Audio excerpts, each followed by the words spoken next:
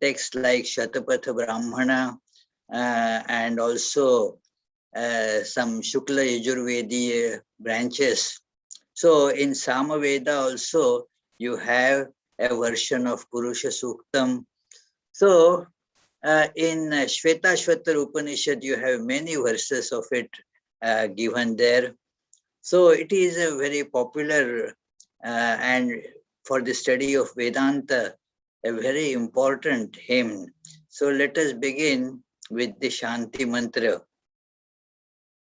Om Tat Shanyoravriணிமஹே Gatun Yajñaya Gatun Yajñapataye Daivi Swastirastu Naha Swastirmanushebhyah Urdhvam Jigatu Bheshajam Shanno Astu Dvipade Shanchatushpade Om Shanti Shanti Shanti.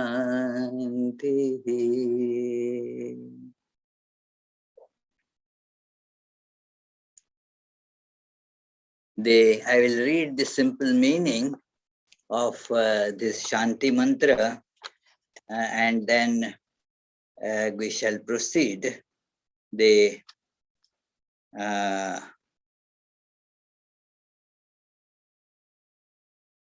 It is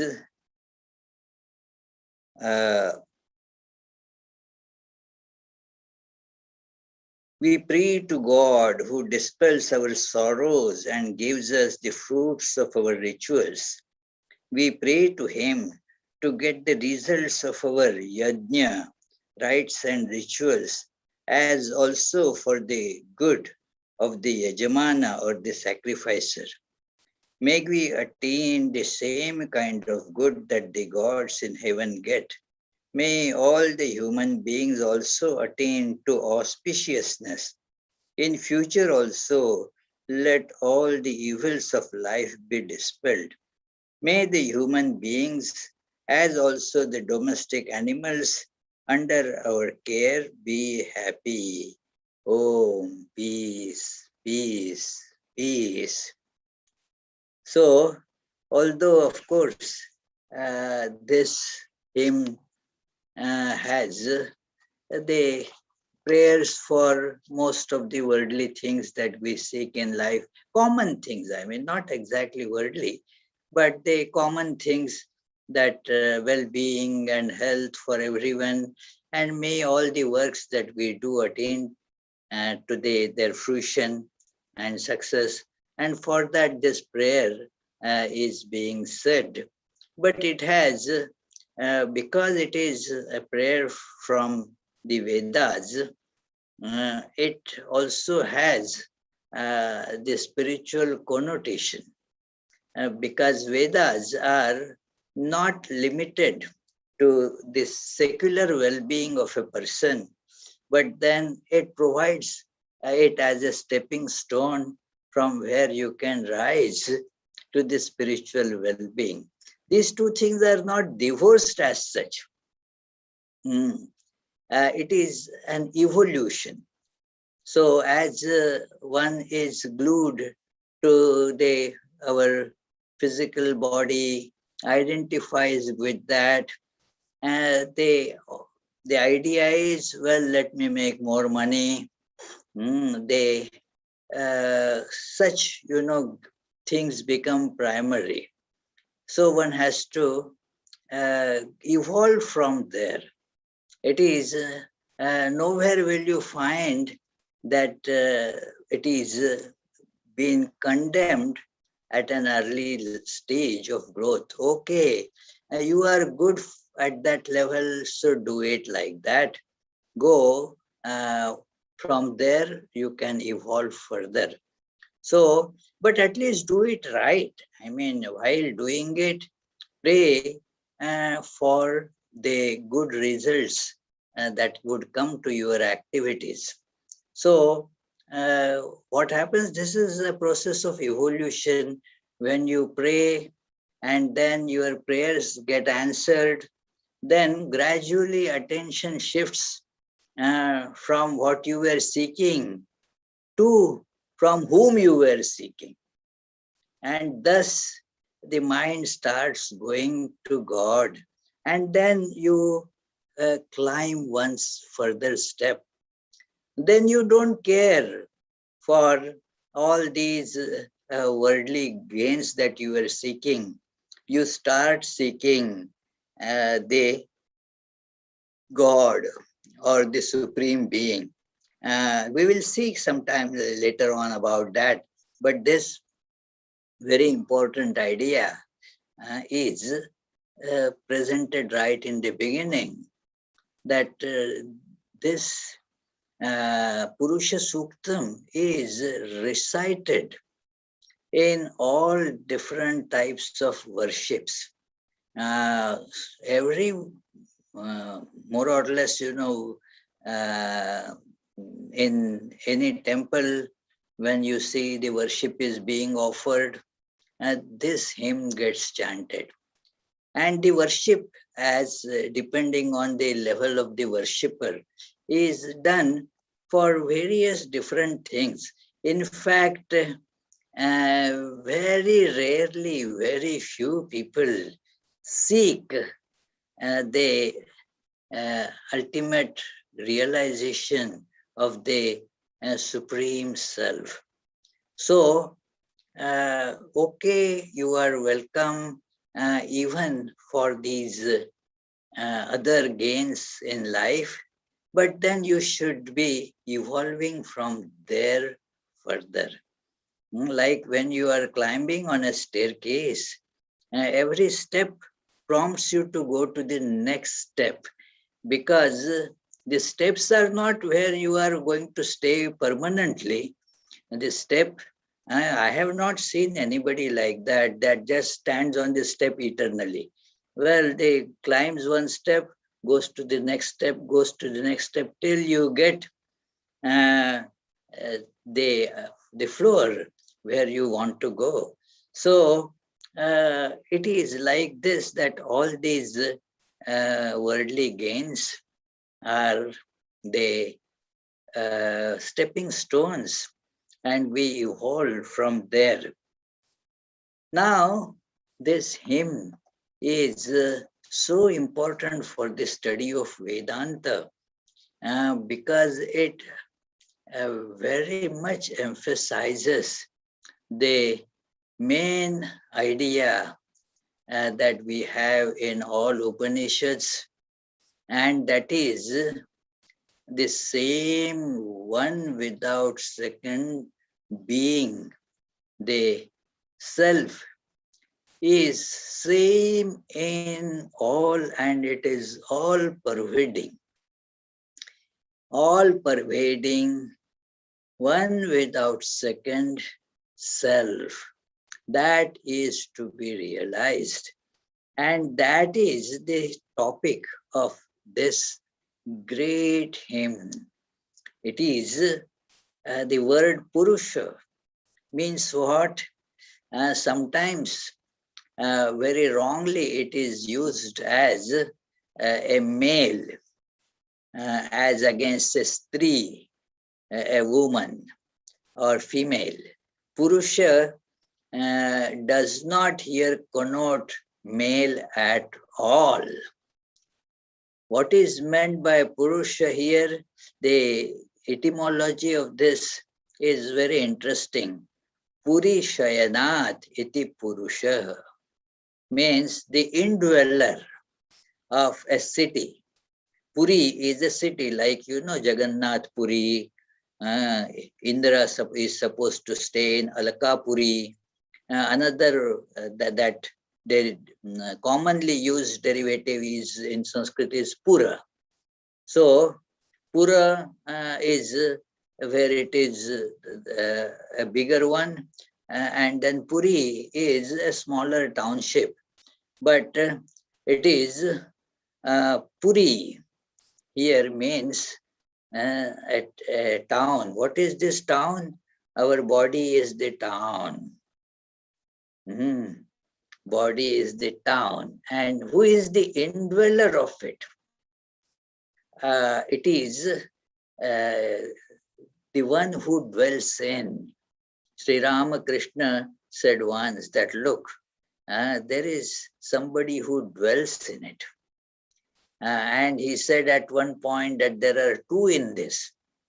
Very interesting idea, two. There is the God and the devotee. So they are in this body. Body is the place of staying. But the one who stays, one who dwells, is the indweller, the Purusha. So this is a hymn to it, hymn. Sukta, Purusha Suktam. Sukta literally means well said. Su-ukta. Ukta means said. And suktas means beautifully said, correctly said, rightly said. But when it is applied to a divine being, then it is also the stuti or the praise. So this is praise of that being. And it begins with these very beautiful and pregnant with tremendous meaning, such words like Sahasra Shirsha Purusha, Sahasrakshas Sahasrapat, Sabhumim Vishvato Ritva, Atyatishthad Dashangulam. This being is having 1,000 heads. Literal meaning is like that, the being with 1,000 heads. Then thousands of eyes, 1,000 eyes and 1,000 feet. So what it means is all through, in and through all different heads. 1,000 doesn't here mean that to be counted 1,000, means all heads, they belong to that one being. All the eyes belong to that one being. All legs and all other limbs are included in that description. That all the limbs, they are actually belonging to that one single conscious entity, the Atman or the Self. It really shakes violently our awareness that I am one here and there is the other person there sitting in Sushmita. We are different. Even people who are very closely related will say that, well, I am different. My spouse, there the self is different. It is, we are not same. It is, we are different beings. It is, so we have this very deeply rooted awareness because we look at the body and think that since the body is different, my spouse has one body, I have another body. So the dweller is also different because our awareness is limited by the physical, this presence, the body. And thus we miss the whole point. Just as there are, say, millions of water bottles. Of course, there are different bottles are there, but the water, that is same. If you further, more closer example, if you have, say, 1,000,000 ice cubes, now as ice cubes, they are different. This ice cube, different from that other ice cube. You can say to somebody, okay, you take this ice cube, I will take this other one, and let the third person has that third one. And still there are many ice cubes. Are they really different? Not in the content. They are same. Put them out in this summer weather, and what happens? They tell you, look, there is no difference in us. It is all one and the same. Then you will not be able to pick out which is the water from which ice cube and which is from some other ice cube. What is there? It is the differences are all obliterated. But because we are, excuse me for saying this, we are all dull-witted. And we are dull-witted means not that I am also included in all these dull-witted, not that I am saying to somebody else. Dull-witted means our attention is just riveted on this surface. It doesn't go deeper. We do not penetrate into the superficial appearance and therefore get cheated. When we, these days, so many ways of cheating have evolved, very new methods. You get some text message and say that, well, please call immediately with your credit card information and such things, because your house is going to be confiscated by the bank. Yes, sometimes they say that your son is going to get arrested. So unless you pay, the sheriff is on its way. So the sheriff is on his way. Once a phone like that came to the sheriff himself, So it is, but why this happens? Because many of us take it as on the face value. We do not penetrate into what is actually there. It is, many deceptions are not of this type. They are legally not deceptions at all, but they are deceptions where you are given a big promise, and then you do not read all that is written in fine prints.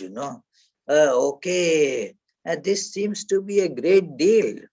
They are giving me so much of discount, so many advantages, such big returns on my investment. Okay, but did you read the fine print? And there lies the devil, that. And then because we are taking superficially, we forget the main principle. That is, we know, but we think that that is not applicable, that nothing comes for free. And then this is a principle that there is no free lunch, except if you are Swami, Yeah. So Swamis can claim a free lunch. It is, this time I am missing because you may offer me virtual lunch, that I cannot eat. So it is, anyway. But the point is, we are glued to the surface. So we are dummies. And therefore, we see that because the bodies are different, the indweller in the body also is different. Not only we think, we are convinced of that I am different from the other fellow. Yeah, uh, it is. Once I asked a lady, how is your husband doing?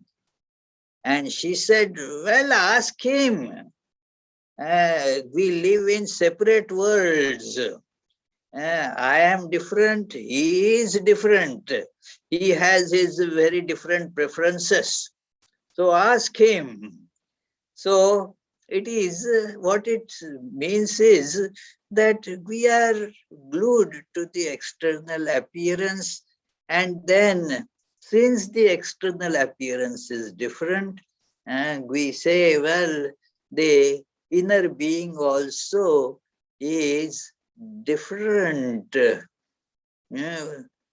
In our primary school, just to tell us, to show us that we should not get cheated by the external appearance and thereby judge the internal content.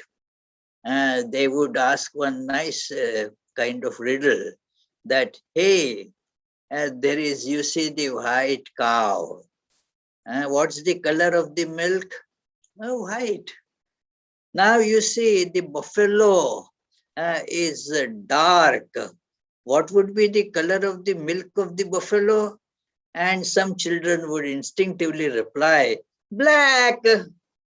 No, the external color of the buffalo does not dictate the color of the milk of that buffalo. So that is something to be remembered here.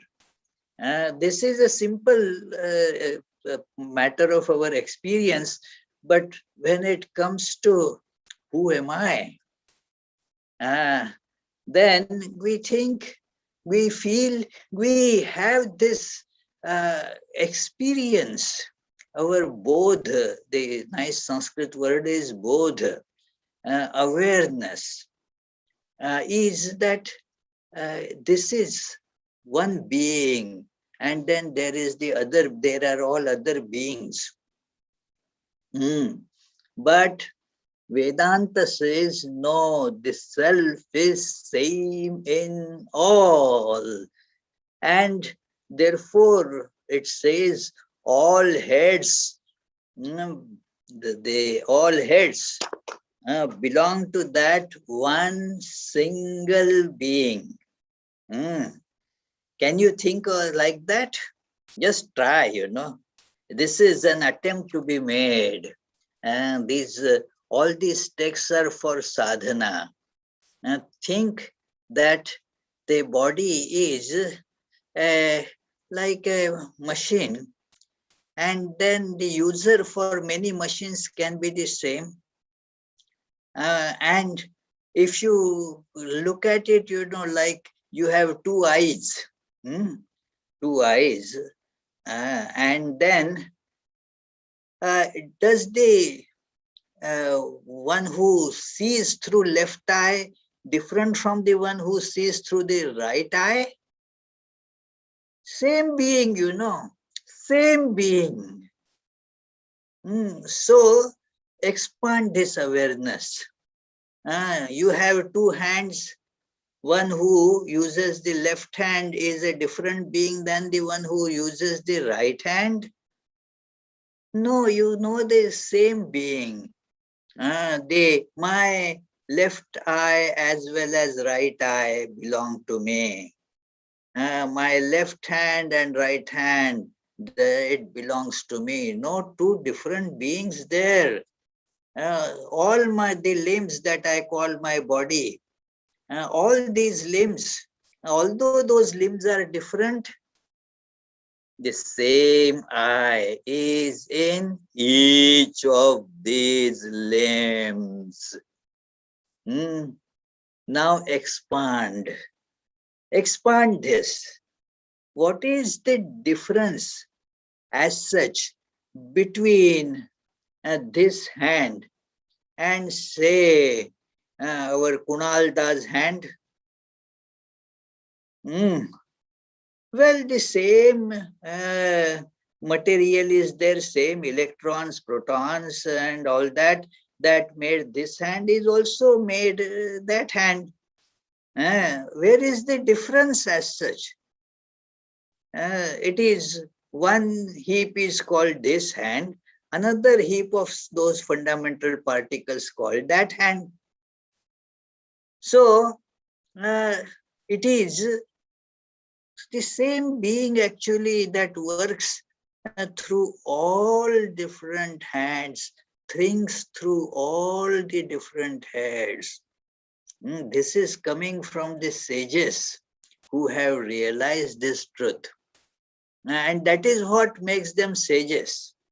Uh, by realizing this truth, which is as such, simple to understand, that yes, the indweller of each is one and the same. Sahasra Shirsha Purusha. All the heads, they, the indweller, the being in them is the same. Ah, same one being is using all the heads. It is like one person is using several computers for the work.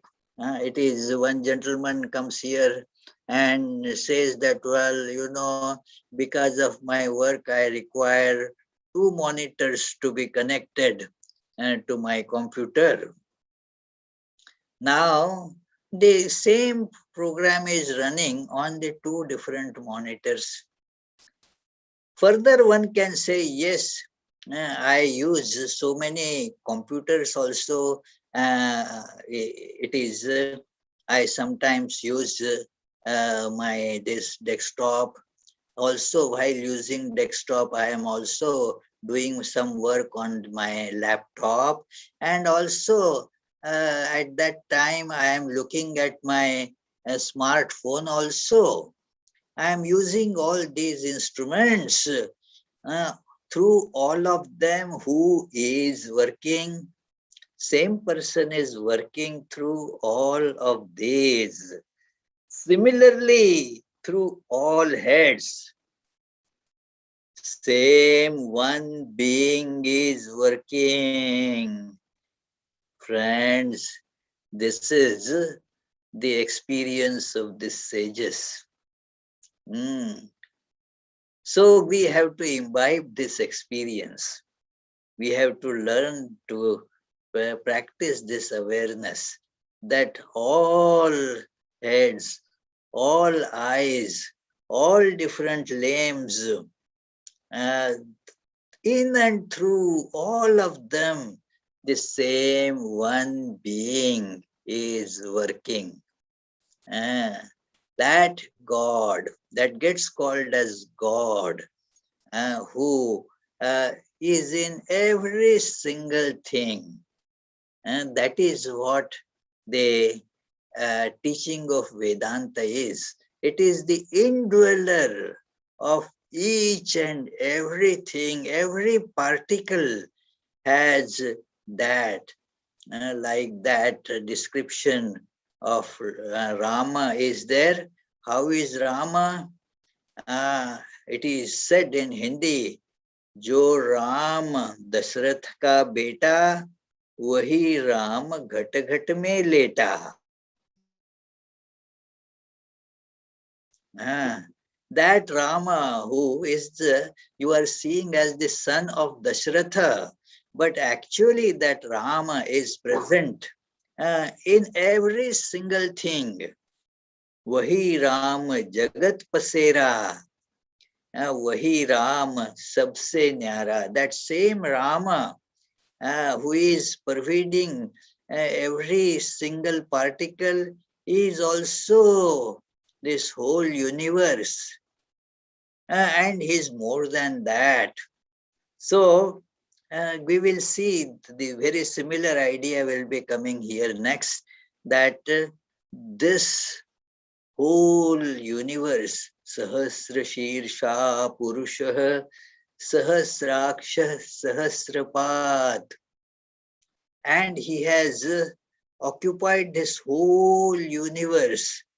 That says that it is Sabhumim Vishvato Vritva. All this land and the skies, in fact, the whole universe is Vritva, means covered by him, by that being. And the same one being has covered everything. Inside that being is all this. That being is in everything. But Vedanta says in everything means do not get the idea that you have your clothes in closet.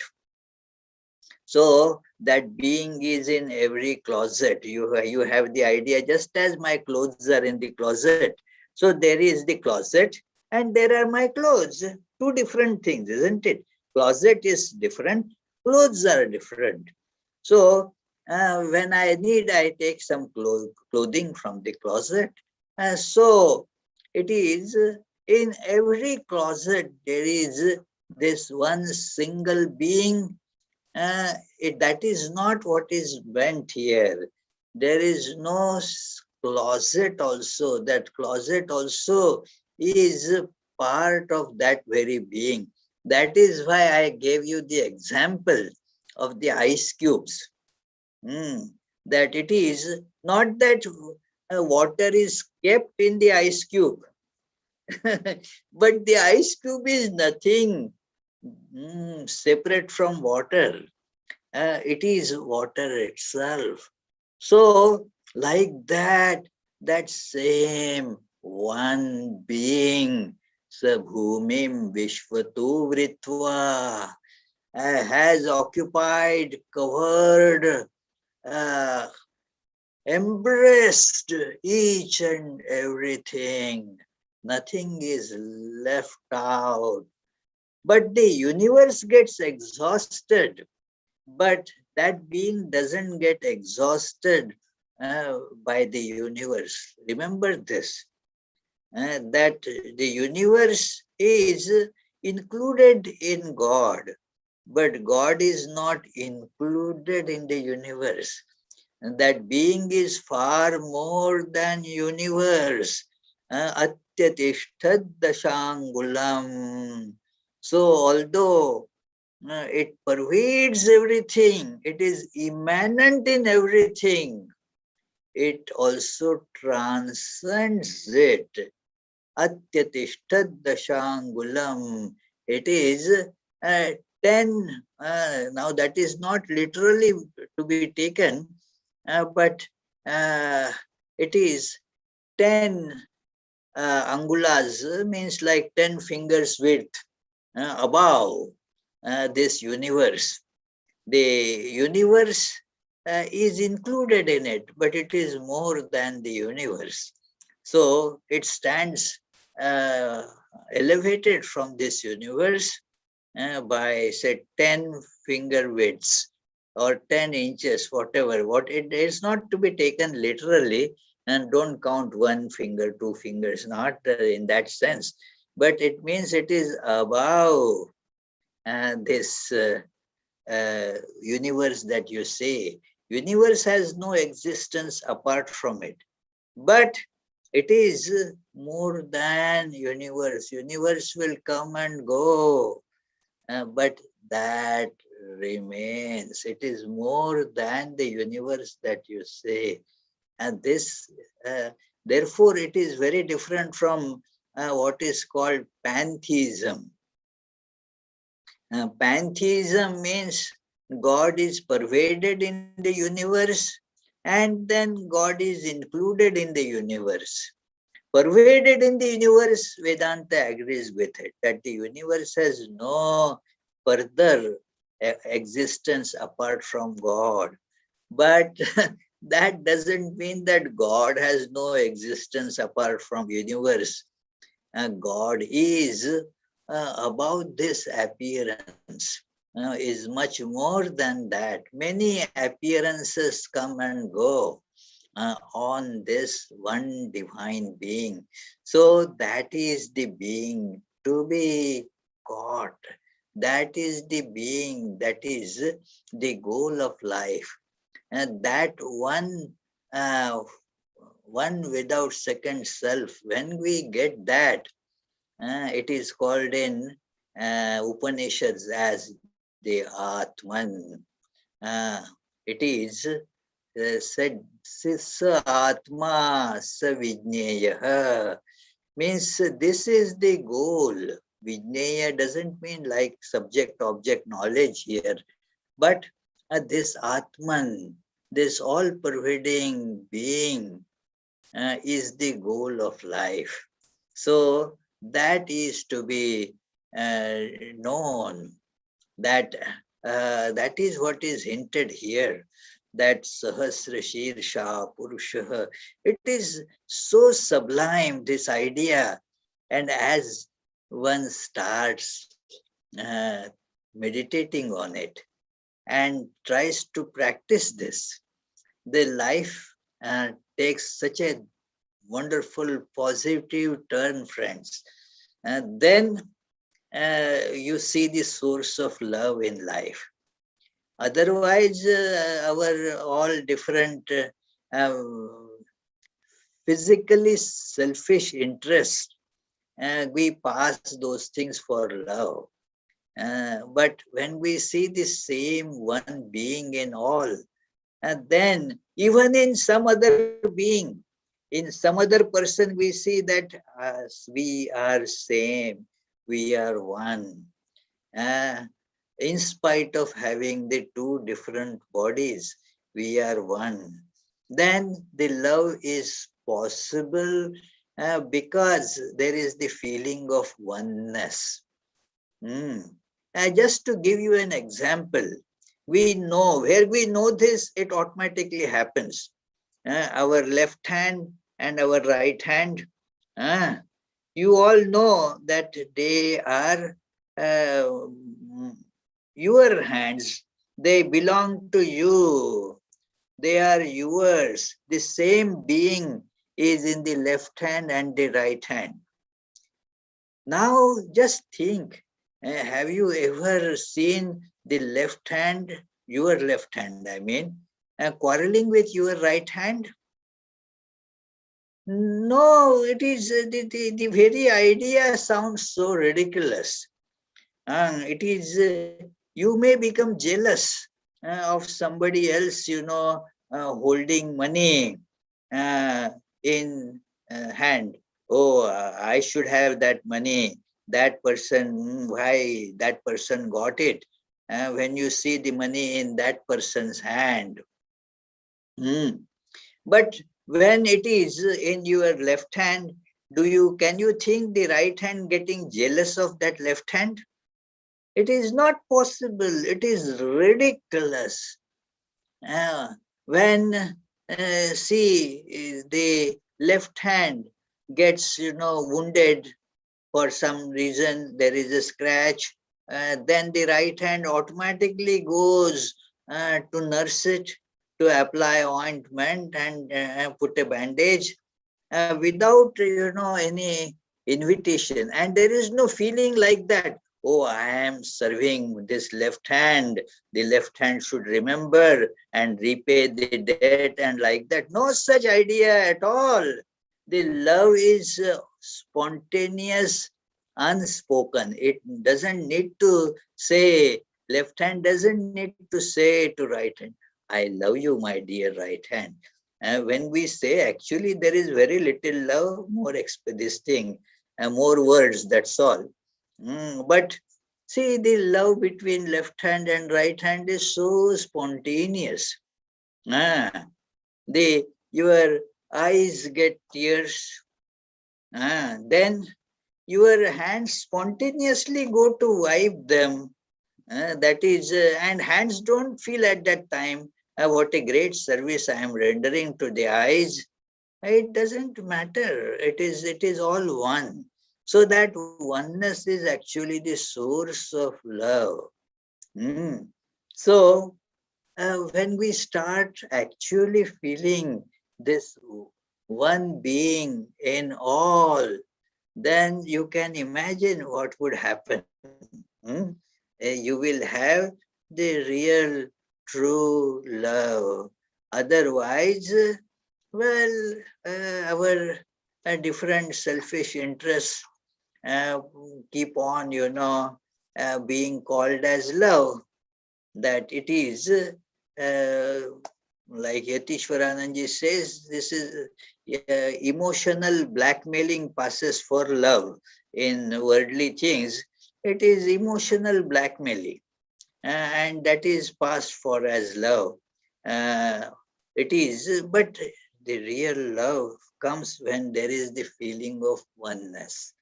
So, this is a matter of spiritual practice. Sahasra Shirsha Purusha Sahasraksha Sahasrapat Sabhumim Vishvatu Ritva Atyatishtat Dashangulam. This verse actually is contains the whole substance of this hymn.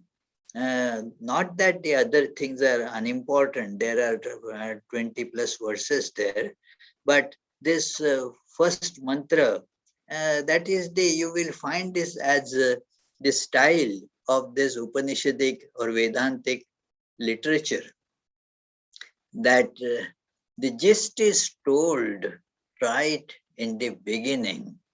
So now comes the question about, that this is all right, but uh, who can do it? Who is qualified to do it? The one, this hymn can be recited and the translation can be read by everyone. But who can get it? There has to be certain qualifications. That it is, suppose a child who is finding it even difficult to go through the studies of, say, third or fourth grade, goes and sits in the master's course, that class. Maybe could go and sit there, but will that child understand anything? Not likely. So, therefore, it is important that certain qualifications have to be remembered. And these qualifications are summarized as by Shankaracharya as sadhana chatushtaya, that the four types of practices have to be inculcated to make us see this meaning. Because after I told that all these heads, all limbs, all bodies, the being is one, I see so many faces in front of me having big question mark, that, well, I don't feel like that. It is, I am so good. Do you mean to say that my nasty neighbor also has the same being like me? Do you mean to say that Mahatma Gandhi and Hitler, do they have the same one being? Doesn't sound right. Yes, such ideas are naturally, cropping up. But when we do some initial practice, then we see that, well, what the scriptures say is true. And what are these practices? One is Nitya Nitya Vastu Viveka, means a discernment between what is temporary and what is permanent. Everything, we see has these two components. That which keeps on changing and that which is unchanging.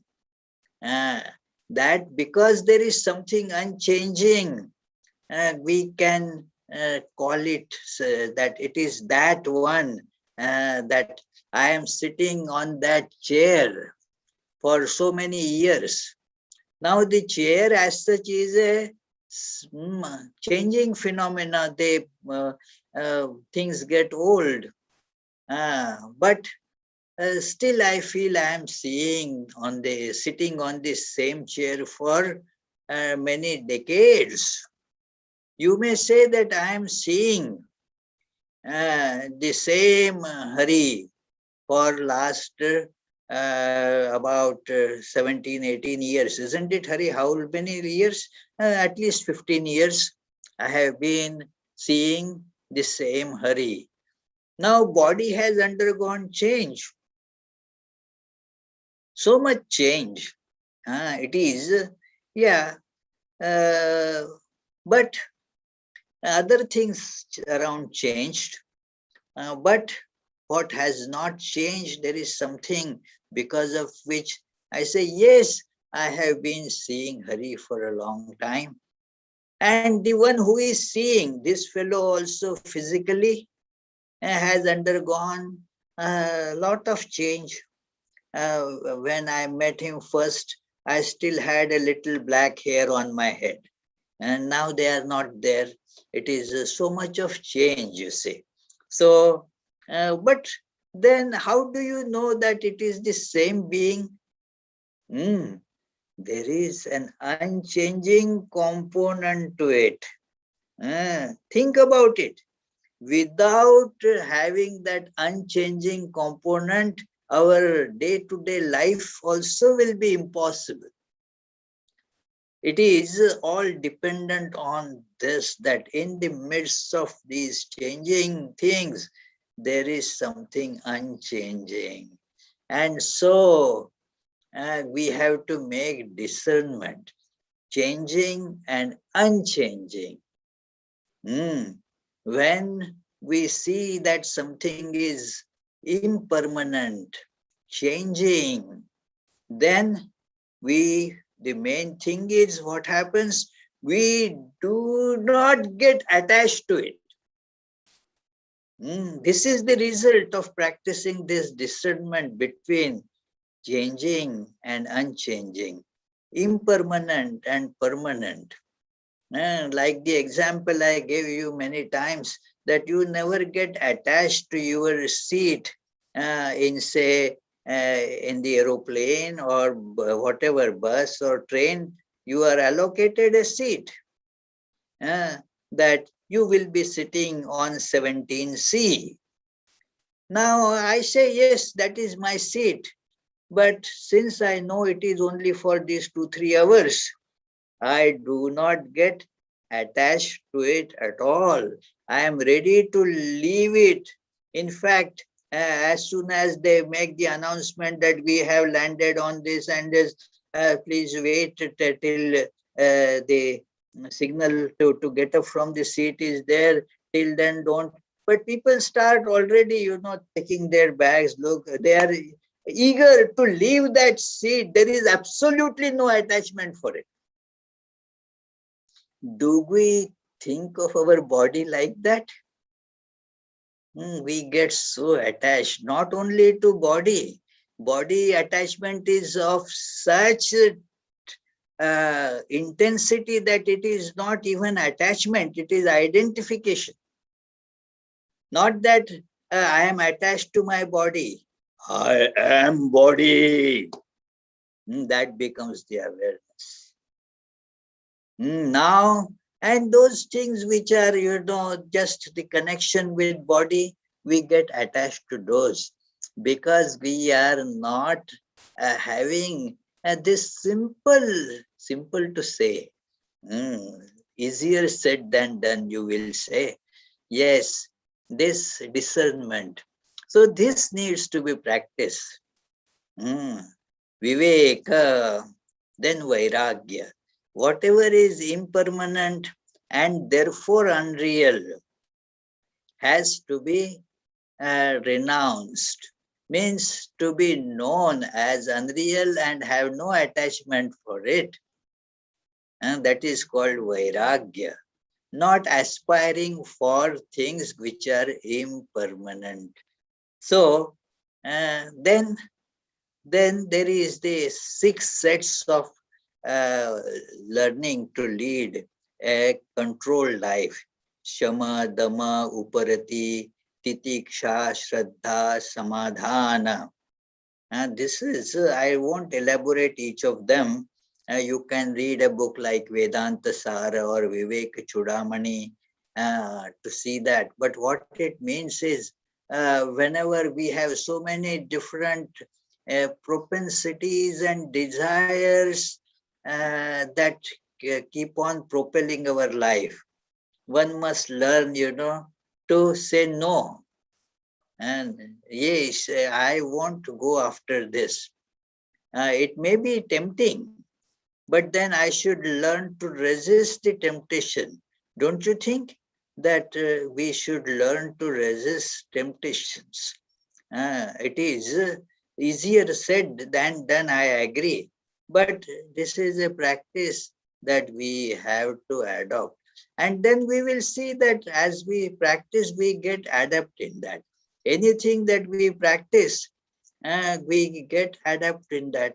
That is why it is said that don't practice wrong things and don't practice getting angry. If you let yourself getting angry, then what happens? That becomes the practice. And then you do not need any reason to get angry. Just because of you have practiced getting angry so long, it becomes instinctive. You become adept at getting angry. So, in the same way, when we practice this controlling our various tendencies in life and learn to live in a very disciplined manner, that is what it is called Samadhi Sampatti. So, uh, and then Mumukshutva. That is the last and in a way most important thing, that there should be an intense desire to get liberated. Uh, that we want independence, liberty, we want it. Nobody says, I want to be in bondage. But uh, this desire has to be intensified, that I do not want any bondage, then that desire becomes functional in life. Otherwise, there is very little desire. I remember that statement of George Bernard Shaw, that he says in one play that all are willing spirits, all are willing spirits, but few have spirited wills. So unless that will is spirited, it doesn't become active in life. So this is called mumukshutva, that I want liberation in life. And that is the goal. So friends, it seems I have finished the time allocated for today, isn't it? Huh? It was from 7 o'clock to 8 o'clock? 8:15. 8:15. Okay, okay, yeah. So these things have to be imbibed. These four sadhanas. And then that makes us really eligible to absorb what is given by this. So as one practices and then reads Sahasra Shirsha Purusha, the meaning actually starts making the presence in our awareness. You yourself will feel it. Vedanta is, in that sense, very scientific, that you can yourself verify the truth of it. It is told by the sages, but then anubhav avasanatvat means when you do that practice, you will be also able to see this truth for yourself. Certainly. It is, there is no doubt about it. Like you believe the directions on the Google map and drive somewhere, and then you reach that place. It is taken for granted that if earlier people used to say, Give me some directions," and then you give directions, they follow. These days, and they have more faith in Google, so they take the Google directions, but they reach the place. So these directions, when you follow as given by the scriptures, absolutely, you will experience the same thing. Mm, there is no doubt about it. So, this hymn is so full of tremendous uh, force. It is a Vedic hymn, so the force of the rishis, awareness is there. They are telling something by their experience. So they say, Purusha evedagam sarvam. We will just see the simple meaning, and then later on, tomorrow, we shall see more elaborate meaning, that Purusha evedagam sarvam yad bhutan yach bhavyam utamritatvasyeşanah यदन्नेनातिरोहति एतावानस्य महिमा अतो जायागंश्च पुरुषः. So let me read the simple meaning, that all this is verily this Purusha. In everything, this Purusha is embedded, like the same substance is embedded like all ice cubes. And same substance in all ice cubes. So the same one being is whatever idam sarvam means, this world that we experience, that is called this. Because it is close to us. It is that we experience. And so even the star that we are seeing, it is also this, although you say it is far away, but it is, your eyes are catching it. It is catchable by your eye, and therefore it is this. It is very close, isn't it? Your eye is able to catch it. So it is so close, just as your fingers can touch it, you say very close. This. Similarly, eye catches it, touches it. So it is very close. So a very significant word, idam sarvam, that and time, what was and what is going to come, all, because the time is also a play of our mind. All that was in the past and what is going to come in the future, yad bhutan yach bhavyam, all that which existed in the past or will come into being in future, is also the Purusha. Also, he is the Lord of immortality. That's a very important statement, that it doesn't perish. It doesn't, it is neither born and nor does it die, therefore doesn't change at all. So, Lord of immortality. So whatever you feel as permanent, unchanging, it is that, it is the Lord of immortality, Also, he is the Lord of immortality. That which profusely by food is also Purusha. That which you see growing around uh, like our body. What is it? Grows with food. Hmm. So it is yadanne na atirohati. It grows by food. What is our body? Hmm. It is the food processed, It is food processed that it gets called as body. That is, we say it is so nice, so dear. And what is it? Anna, the food. The food in a certain way gets processed, and then just as you call some processed this thing food material as pizza or dosa or rasgulla, it is all the food, a processed thing. The grains, the other substance, it is all put together in a particular way, processed, and then it is called food.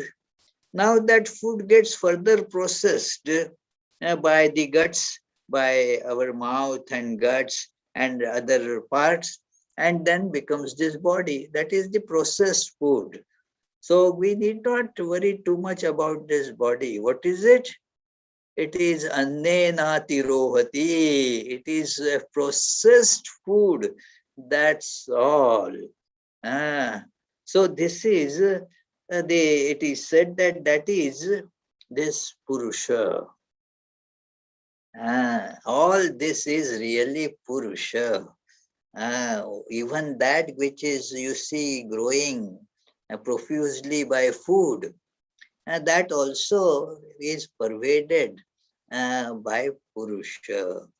So now in the next verse, it will be shown that Purusha is not just limited by this. It is more than this. So we shall take up this verse and the next verse that I just recited uh, in our tomorrow's class. Uh, there are